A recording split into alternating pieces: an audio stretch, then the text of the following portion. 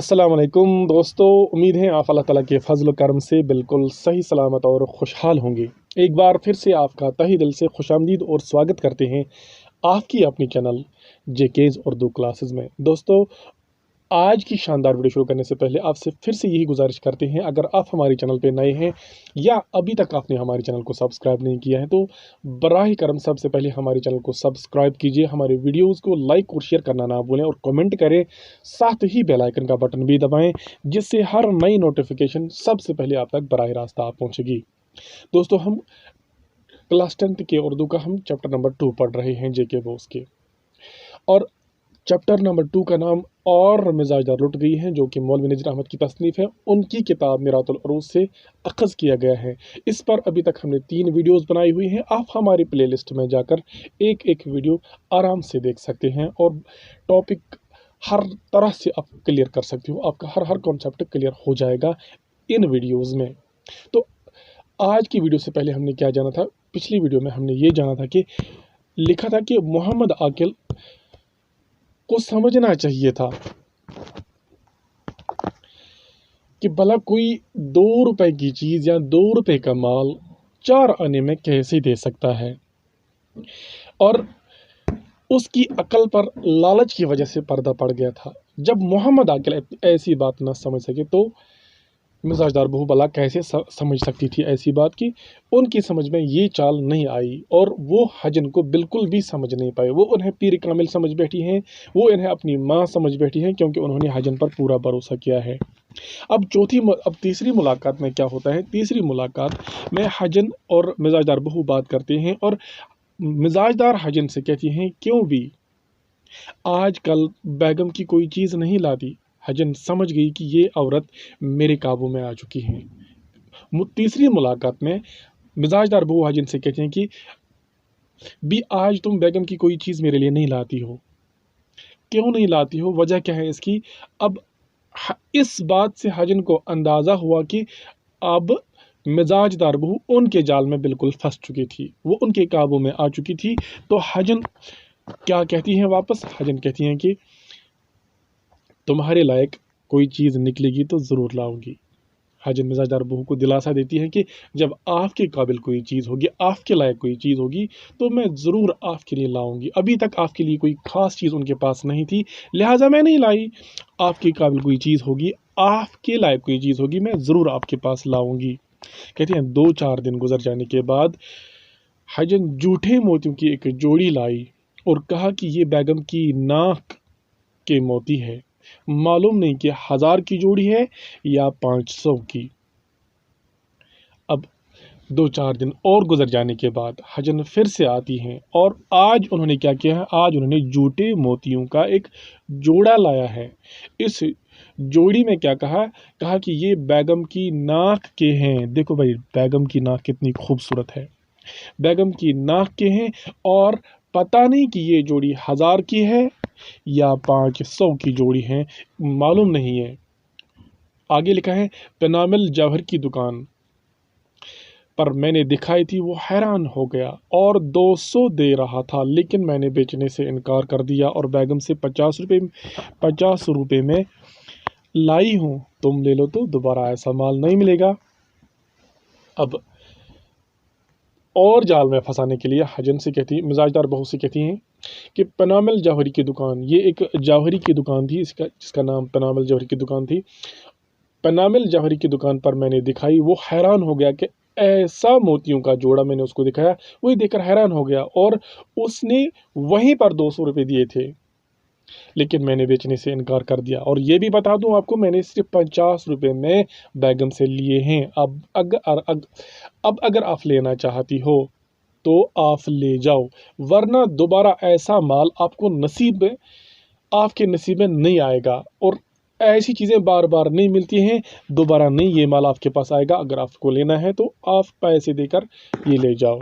मिजाजदार बहू ने कहा, लेकिन 50 रुपये तो मेरे पास नकद है नहीं। अब मिजाजदार बहू ने कहा कि मेरे पास तो कोई पैसा नहीं है, वो भी 50 रुपये आप मांगती हो, 50 रुपये, मेरे पास 50 पैसे भी नहीं है, मैं कहाँ से पैसे लाऊं? हजन ने कहा, क्या हुआ बेटा? पांचियाँ बेच कर लो वरना आज ये मोती बिक जाएगी। हज ने इस तरीके से कहा कि मिजाजदार ने फ़ौरन अपने जेवरात का संदूकचा पेश किया और इसमें से दस्तबंद हजन को दे दिया। अब हज ने वापस कहा कि आपके पास पैसा नहीं है तो क्या हुआ, आपके पास तो पांचियाँ होंगी।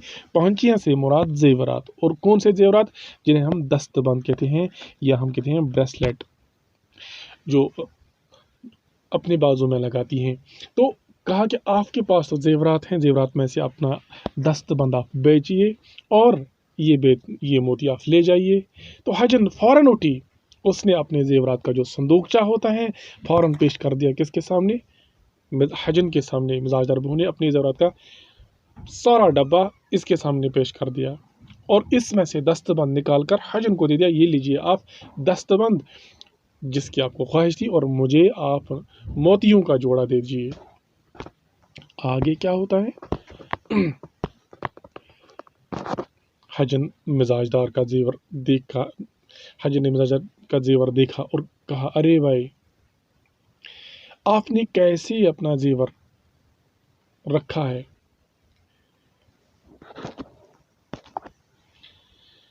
दगदगी गले के जेवर का नाम है। बाली पत्ते, ये लड़कियां नहीं, ये मुर्कियां हैं। यहाँ पर मुर्कियां कहते हैं कान की जो जेवरात होती है, मुर्कियां। बाजूबंद मेले हो गए हैं, मेल सोने को खाता है, इनको अजलवाओ। हजन ने जो ही मिजाजदार का जेवर देखा, हजन हैरान हो गई और वो और ज़्यादा लालच में आ गई, क्योंकि मिजाजदार बहू के पास बहुत ज़्यादा जेवर था। और मिजाजदार बहू ने क्या किया, उसने अपना सारा जेवर उसके सामने पेश कर दिया। और जो ही मिजाजदार बहू का जेवर हजन के सामने पेश किया गया, हजन हैरान हो गई। तो उसने क्या कहा, उसने और जाल बिछाना शुरू कर दिया। उसने मिजाजदार बहू से कहा, अरे बेटा, आप के जेवरात ख़राब हो चुके हैं, आपने अपना जेवर मूली गाजर की तरह क्यों रखा है? आप देखो, आपकी दगदगी, जो गले का हार होता है वही जो जेवर होता है। कहा कि बाली पत्ते, मुर्कियाँ, कान का जेवर जो होता है, बाजूबंद मेले हो गए हैं, मेल सोने को खाता है, इनको अजलवाओ। यानी इतने सारे जेवरात हैं, ये मेले हो चुके हैं, ये ख़राब हो जाएंगे, पहले उनको अजलवाओ। अजलवाओ मतलब उनको साफ कराओ। मिजाजदार ने कहा, कौन डोरा डलवा के लाएगा, कौन अजलवा के लाएगा? मेरे मियाँ को इतनी फुर्सत कहाँ है? अब मिजाजदार हजन से कहती हैं कि अब किसके पास इतनी फुर्सत है कि डोरा डलवाए इन जेवरात में, और कौन इनको अजलवा कर लाए? जब मैं अपने मियाँ से बात करती हूँ इन चीज़ों के बारे में, तो उनका कहना होता है कि मेरे पास बिल्कुल फुर्सत नहीं है, मैं ये काम नहीं कर सकता हूँ, इसलिए ये जेवरात इतने मैले हो चुके हैं। तो हजन को तो बिल्कुल मौका आया। हजन ने कहा, आओ बेटी, ये कौन सा बड़ा काम है, कोई मोती रहने दो, मैं ये काम अभी करवा के आती हूँ, और जो जेवर मेला हो चुका है मुझे निकाल कर दो। मिजाजदार ने सब जेवर हवाले किया और हजन के कहने पर जुल्फन को भी साथ भेजा। अब हजन ने जब इतना सारा जेवर देखा, कहा कि लो बेटी, ये जो मोतियों का जोड़ा है आप इसको यहीं पे रख दो, मुझे इसकी फ़िलहाल ज़रूरत नहीं है। फ़िलहाल आपका जेवर हम ठीक करके लाएंगे, उसको अजलवा कर लाएंगे, इसको डोरा डलवा कर लाएंगे। डोरा डलवाना हो गया, उनमें से नई कोटिंग लगाते हैं, वही डोरा डलवा कर लाएंगे उसको, और अजलवा कर लाएंगे। आपका जेवर जो है इसको संभाल सकते हैं हम, ये काम मैं करूँगी, आप सारा जेवर मुझे निकाल कर दो। और मिजाजदार बहू अपनी बेकली से, बेवकूफ़ी से अपना सारा जेवर हजन के हवाले कर देती हैं, और मिजाजदार बहू हजन के कहने पर ही जुल्फन को भी उनके साथ भेजती है। लेकिन जब गली से बाहर निकलते हैं, हजन ने सारा जेवर ले लिया। गली से बाहर निकलकर हजन ने रुमाल खोला और जुल्फन से कहा, अजलवाने का अलग करते हैं और डोरा डलवाने का अलग करते हैं। और अलग अलग करते करते हजन ने अचानक बोला, अरे नाक की कील कहाँ है? अच्छा, कहते हैं कि जब मिजाजदार बहू की गली से ये बाहर निकले हजन और जुल्फन, और हजन ने जुल्फन से कहा, चलो आ जाओ, हम अजलवाने का जेवर अलग करते हैं और डोरा डलवाने का जेवर अलग करते हैं। लेकिन अलग करते करते हजन मन ही मन में अपने आप से कहती हैं, अरे डोरा डलो, अरे नाक की कील कहाँ रह गई। खुद ही कहती हैं। जुल्फन ने कहा वहीं पे होगी। हजन ने अपने आप से फिर कहा, पानदान के ढकने पर रखी रह गई है। अरे जुल्फन, दौड़ के तो जल्दी से ले आओ।